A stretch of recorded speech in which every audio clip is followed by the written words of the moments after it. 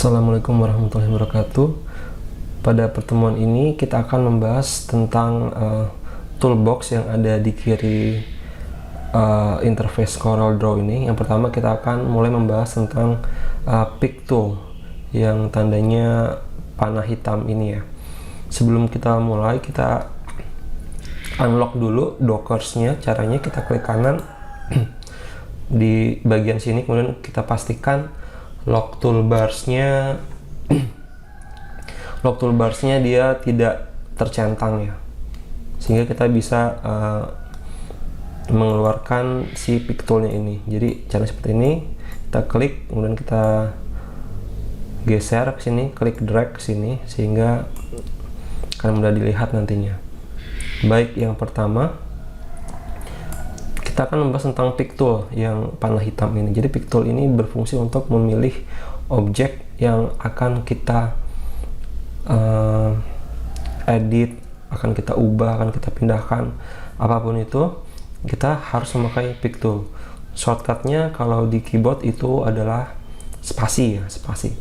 Baik, misalkan saya ingin memilih objek sini ya, bunga ini, maka kita klik saja, klik, ini bisa kita geser kemana-mana seperti ini. Ataupun kita juga bisa cara memilihnya dengan mendrag bagian tertentu saja. Misalkan saya ingin memilih kupu-kupu ini saja. Caranya kita drag dari area di luar kupu-kupu ini, dimana nanti hasil dragnya itu harus mencakup semua bagian si kupu-kupunya ini. Contohnya seperti ini, kita bagian sini klik, kemudian kita drag seperti ini. Nah, setelah itu maka kupu-kupu ini akan terpilih semua nantinya, sehingga kita bisa pindahkan. Kalau seperti ini kan masih ada yang belum terpilih ya, maka tadi itu pasti kita kurang lebar dalam mendrag areanya. Kita ulangi, kita Ctrl Z, kemudian kita ulangi lagi, kita pilih seperti ini, lalu kita drag seperti ini. Nah, sehingga terpilih semua. Kemudian ada fitur untuk pick tool lainnya juga dengan menggunakan tombol Alt ya. Ini saya zoom dulu bagian si kupu-kupunya, menekan Shift F2.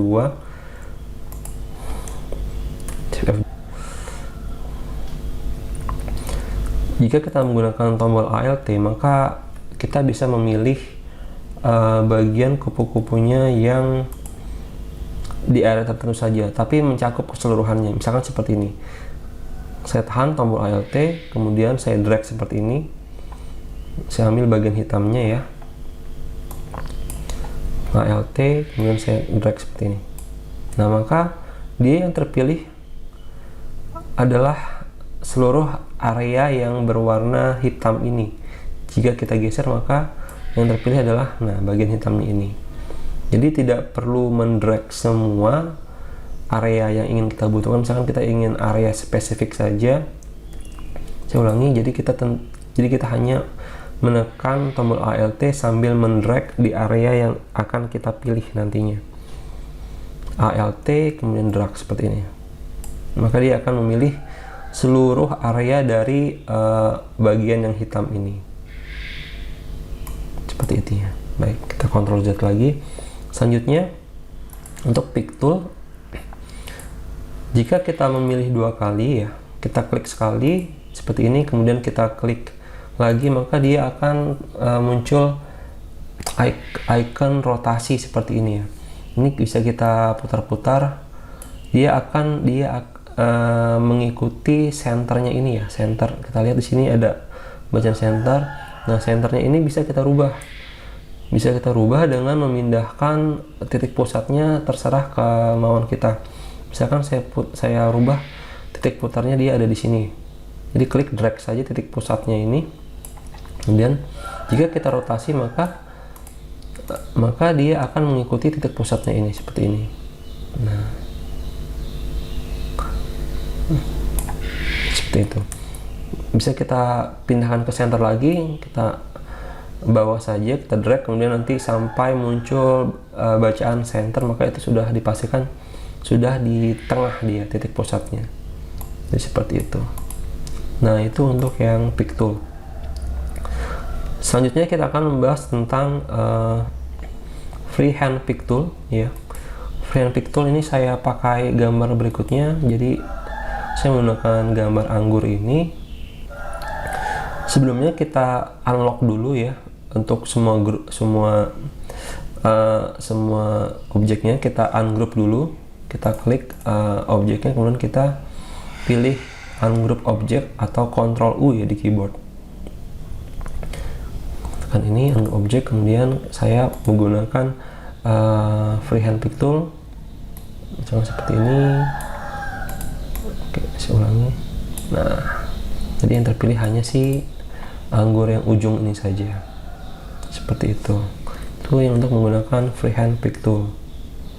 Selanjutnya kita akan membahas tentang freehand transform, yaitu yang menu ketiga dari pick tool ini ya. Kita pakai gambar berikutnya. Ini sudah saya beri nama freehand transform, menggunakan gambar kotak ini. Jadi jika kita mengaktifkan freehand transform, maka akan muncul menu lagi di atas sebelah kiri ini yang bisa kita manfaatkan. misalkan kita pilih free rotasi, kita aktifkan free rotasi, maka ini bisa kita rotasi sesuai kemauan kita ya, bebas dengan kemauan kita. Dengan menentukan titik pusatnya itu ya, yang kita arahkan sesuai dengan arah kursor ini. Misalkan di sini, maka titik pusatnya ya di sini gitu. Kalau di tengah seperti ini, maka titik pusatnya di tengah. Ya, seperti itu. Kemudian di sini ada juga free angle reflection. Jika kita aktifkan, maka dia akan seperti ini. Nah, dia akan merefleksikan sesuai sudut yang kita tentukan. Nah, hampir sama ya, cuman di sini lebih refleksi dia akan sebaliknya seperti cermin. Selanjutnya ada fitur yang namanya free scale. Free scale ini kita bisa membesar atau mengecilkan. Misalkan kita ingin memperbesar, kita klik di center ini. Nah,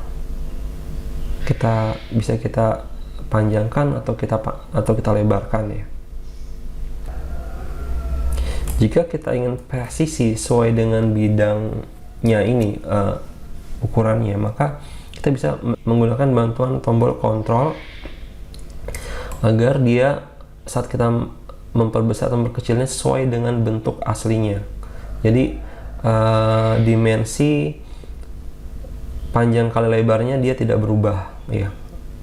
Perbandingan panjang dan lebarnya dia tidak berubah seperti dengan menggunakan tombol kontrol. Oke. Baik, jadi itu tadi tentang pick tool. Kita akan membahas toolbar atau toolbox lainnya pada video berikutnya. Terima kasih. Baik, selanjutnya kita akan membahas tentang shape tool ya. Yang kedua dari atas ini. Kita menggunakan gambar pada halaman shape edit flyout. Jadi kalian arahkan saja ke halaman shape edit flyout sini. Nah, baik. Lalu kita keluarkan lagi dockersnya si shape editnya. Saya akan pindahkan ke sini sehingga lebih jelas nantinya. Baik, yang pertama akan kita bahas tentang shape toolnya sendiri ya, shape toolnya sendiri. Jika kita mengaktifkan shape toolnya, kemudian kita arahkan ke garis ini. Baik, pertama kita akan gunakan garis ini untuk kita mainkan dengan shape editnya. Baik, kita aktifkan dulu shape editnya. Jika kita tekan di titik tengah sini, maka otomatis dia akan membentuk seperti ini ya nantinya. Kemudian kita bisa menggunakan fitur-fitur yang di atas ini. Di sini ada cast node, kemudian ada smooth node dan symmetrical node. Pertama, jika kita menggunakan cast node, maka jika saya arahkan ke sini, kemudian kita drag, maka hasilnya akan seperti ini ya, seperti ini. Jika kita menggunakan smooth node, jika kita putar atau kita drag area sini, maka dia akan mengikut juga sisi lainnya, namun tidak simetris ya. namun tidak simetris. Dan yang terakhir, jika kita menggunakan symmetrical node, nanti dia akan simetris dia. Jadi ininya bisa kita samakan ya, panjang lebar dari jarak antara garis lurusnya dengan garis bukit dan gunungnya ini. Seperti itu. Selanjutnya kita akan membahas tentang smooth tool. Kita pakai gambar lainnya, kita arahkan ke halaman shape edit flyout. Di sini sudah saya buat 3 buah objek ya. Buah objek, ada bola, ada kotak, dan segi 5. Pertama kita fokuskan ke gambar bola dulu ya. Gambar bola, aktifkan ke pick tool dulu atau tekan spasi sehingga objeknya terpilih. Lalu kita tekan, kita pilih semua bolanya, kemudian kita pilih shift F2 untuk zoom to selection. Nah, sekarang kita fokus ke bola ini. Jika kita aktifkan shape toolnya, maka lihat di sini ada banyak titik-titik ya, titik node-nya. Nah, fungsi dari smooth tool-nya ini bisa kita gunakan untuk menghilangkan titik-titik tadi. Misalkan seperti ini ya. Ini kan ada banyak titik-titik merah ini. Sebenarnya bisa kita hilangkan dengan cara mengklik 2 kali saja seperti ini ya. Namun kalau ada banyak kan nanti jadi memakan waktu yang lama. Jadi bisa kita gunakan fitur dari smooth tool ini. Caranya kita arahkan di tempat titik banyak tadi berada, kemudian kita geser saja seperti ini. Nah, setelah itu nanti jika kita lihat lagi di shape toolnya, maka titik-titik merah yang tadi itu akan hilang dia. Jadi itu fungsi dari smooth tool. Selanjutnya fitur berikutnya yaitu adalah smear tool. Jadi kalau kita aktifkan ini maka kita bisa seperti menarik sisi-sisinya ini seperti ini, bisa kita tarik-tarik. Nah, tarikannya ini juga bisa kita atur dengan mengubah lebar dari kuasnya, diameter dari kuasnya, dan tekanannya. Misalkan di sini saya rubah menjadi 0,5 inch, kemudian tekanannya saya rubah menjadi 100, maka nanti hasilnya bisa kita lihat seperti ini ya. Semakin jauh jangkauannya dan semakin lebar tarikannya. Selanjutnya yaitu ada yang namanya twirl tool. Jadi kalau kita aktifkan fitur ini, nanti hasilnya akan seperti ini. Dia ada efek seperti memutar ya, memutar dari gambarnya.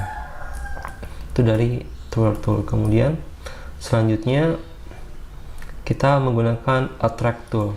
Untuk attract tool ini, mari kita lihat pada bangun kotak ini ya. Kotak ini, jika kita aktifkan si attract tool, maka hasilnya akan seperti ini. Dia akan bisa kita tarik sedikit dalam maupun keluar objeknya, dan nanti dia otomatis akan membentuk suatu titik-titik di sini. Nah, titik-titiknya ini nanti kita bisa manipulasi lagi dengan shape editnya. Jadi bisa kita panjang atau pendekkan lagi nantinya. Seperti itu. Itu tadi untuk attract tool. Selanjutnya yang berikutnya yaitu repel tool. Dia fungsinya seperti ini. Jika kita mainkan, jika kita tarik, maka dia akan menuju ke arah yang sebaliknya. Ini saya tarik ke bawah, maka dia akan ke atas. Saya tarik ke atas, maka dia akan ke bawah. Jadi seperti itu. Ini adalah dari repel tool. Fitur berikutnya yaitu smudge tool.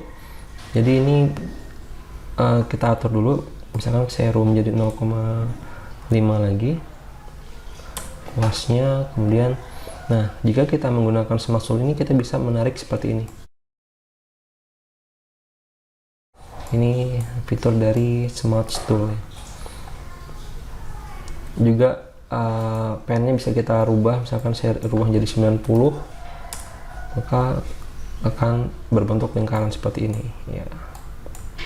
Jadi nanti tergantung kita aja maunya seperti apa. Dan yang terakhir adalah fitur dari roughen tool. Jika kita aktifkan, maka hasilnya akan seperti ini ya. Kita tarik saja, dan saya besarkan lagi 0,25 kuasnya.